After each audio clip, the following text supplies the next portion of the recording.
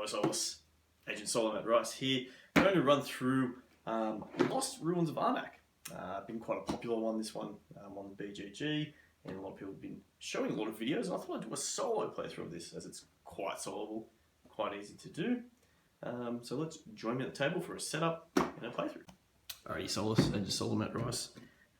Going to run through a solo setup of Lost Ruins of Arnak. Just going to do a bit of a step-by-step how to put it together. Obviously, first thing to grab is the player board. So fold this one out. So you'll fold your board out. You'll see in the corner over here, for the research track that's called, there's a picture of a bird. So that's the recommendation for your first game. I think it's probably an easier side for solo. I generally play it on this side. The snake side's a bit harder. And it looks like this all the way down to the bottom. For those that want to know, and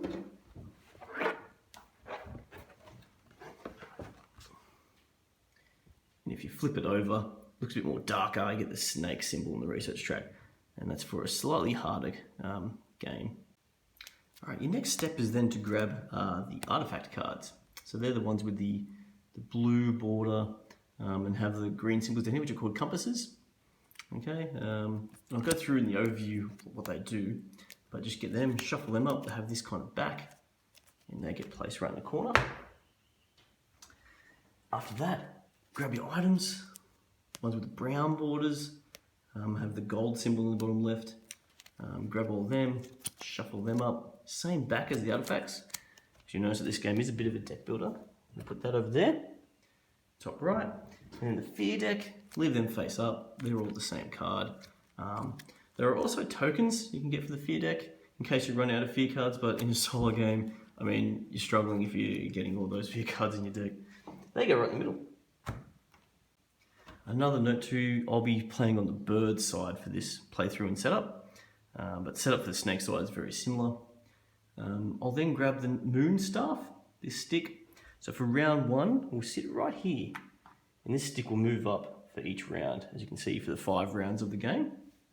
I'll then place out 1 artifact card into that slot there, and I'll then place 5 items across here.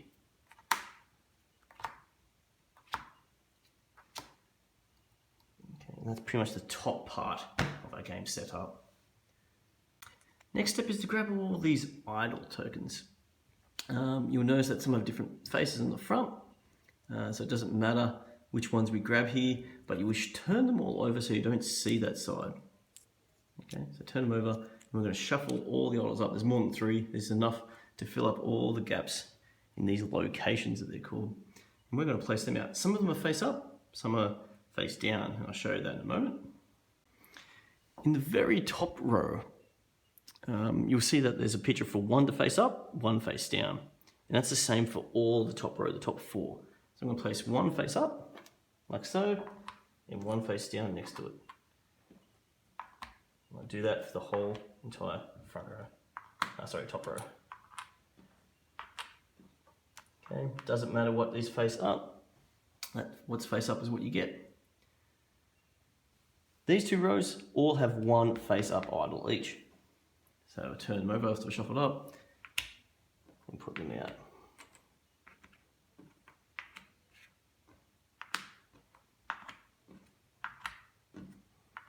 Like so.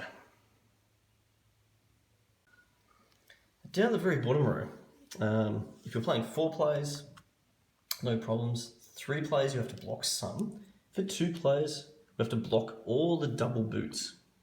Okay, based on how many archaeologists can go out there. So normally in 3 players, you would have these turned over like this. You shuffle up, you get a few out and block some. In a 2-player game, all the double boots are blocked. So I just turn all these over. Just block all the double boots. Okay, and it's the same for solo and 2-player games that we do that. We now focus on what's called this research track. And over here up the top, some temple tiles we put down right at the top. At the very top in a 2-player game, or even solo in this case, grab 2 of these tiles, the 11-point gold tiles, chuck them right at the top.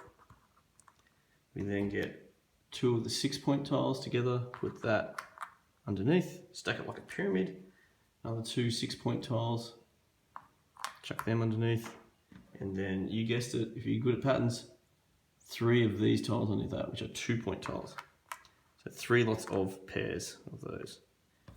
Simulating it the same for a 2-player and a single-player game. And the last pair goes right there.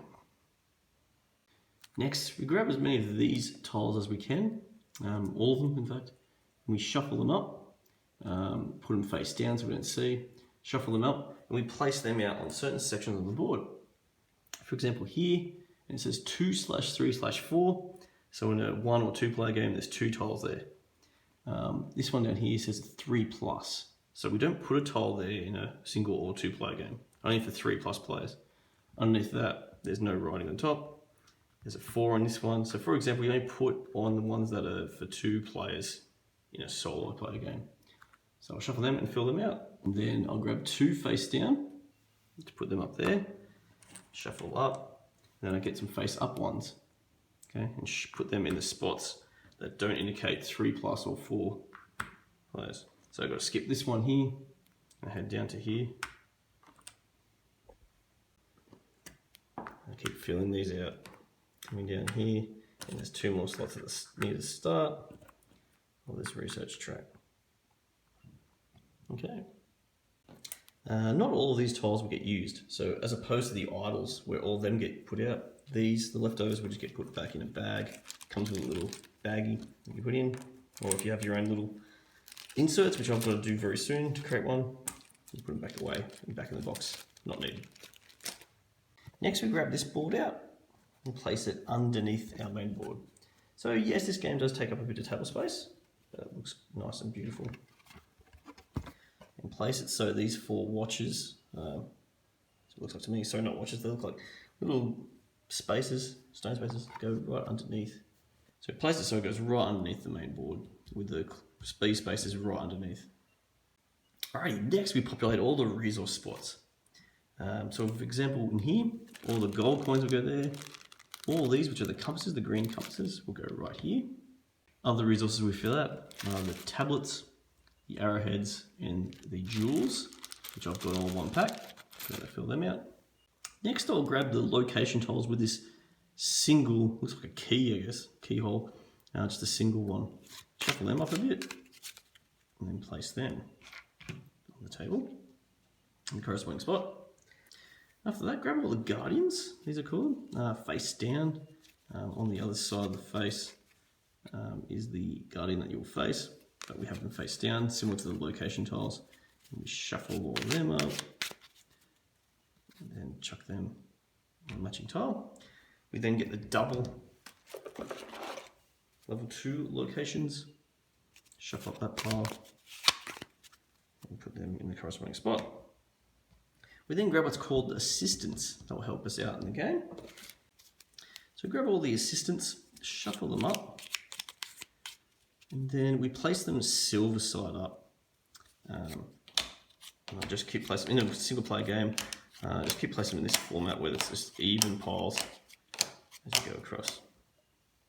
And then with my dodgy dealing, I should be tightening up a bit. Next, we grab these tokens. Our research tokens, so the magnifying glass and the notebook. Put the magnifying glass on top of the notebook, and I'll be playing as a yellow color, and we'll be placing that above the assistant tiles. And for the solo, the AI only just grabs a magnifying glass. I'm going to represent them as green, put them next to me there. Next, I'm going to be setting up my board. I've chosen the yellow tent one, as I'm the yellow player.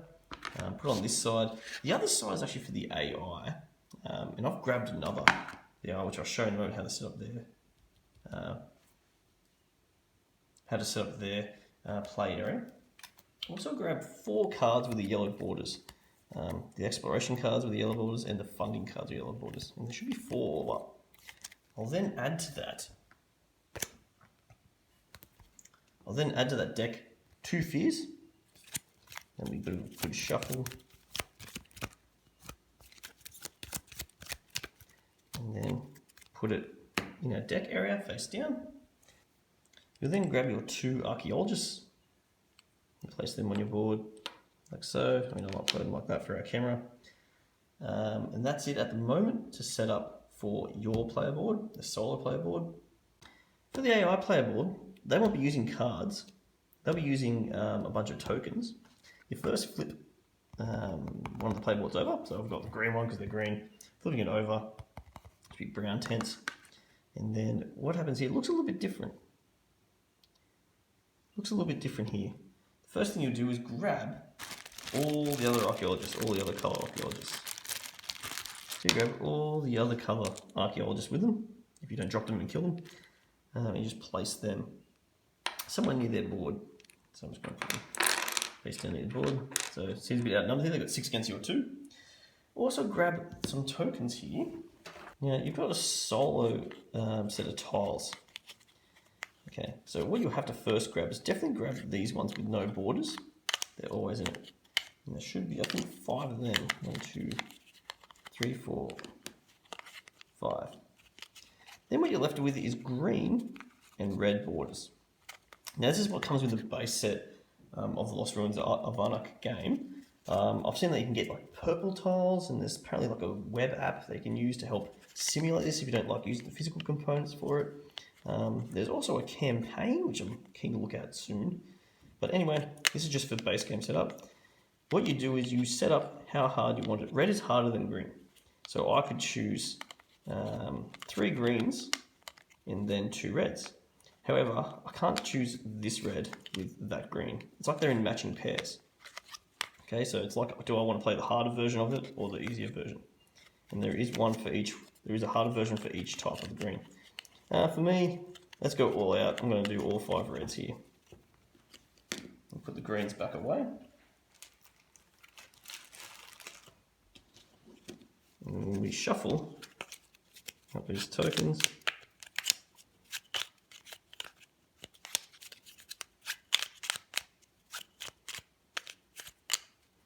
Shuffle them up, put them to the left or like that, so they're ready to be moved over here when they played. One thing I better not forget, as we play this game, AI is always the first player, and as being the second player, you start with certain resources. Second player starts with a compass and a gold, so we start with that in the solo mode. Yes, we're rich. Okay, and this is our fully set up game. Okay. Just a bit of a glance at it. This is going to be kind of hard to probably film. So I'm going to have to zoom in on certain spots. I've just got my player boards to the right, the AI and my player board. All the resources tiles down the bottom, and our main board in the middle here with our items and artifacts at the top. So, Solace, I hope you join me in the playthrough of this game. Excited to show it off. I think this is a good game for those that love their solo games. And not only that, but just a bit of a theme of being that archaeologist. Ready? Till next time, Solace, to crush your gaming thirst, always play solo.